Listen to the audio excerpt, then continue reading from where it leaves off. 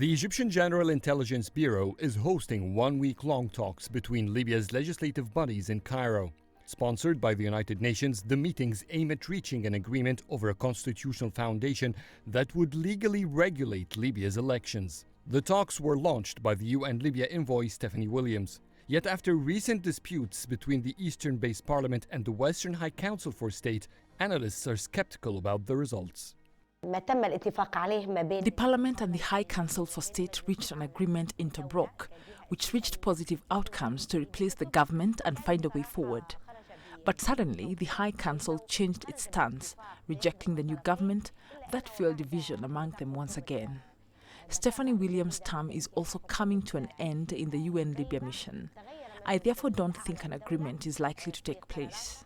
Since the UN support mission in Libya announced an initiative to hold elections in June last month, it failed to convince the Eastern-based parliament to join the talks. Instead, UNSMIL spent the previous weeks holding detailed talks with the High Council for State.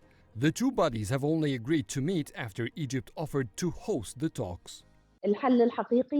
A real solution will be to create a constructional foundation for parliament elections first.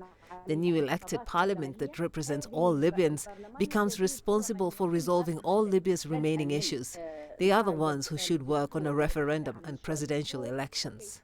Prime Minister Abdul Hamid Dubeiba made a similar roadmap suggestion for Libya, but both legislative bodies have rejected it. I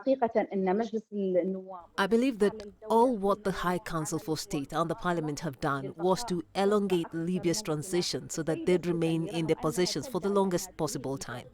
Moreover, Stephanie Williams is building her elections initiative on a constitutional draft many Libyans object to, including the HCS. The success of the Cairo constitutional talks is crucial for Libya to end the political deadlock. But as mistrust between the two legislative bodies returns, it has become quite complicated for the Parliament and the High Council for State to reach an agreement. Adel Mahrouky, CGTN, Cairo.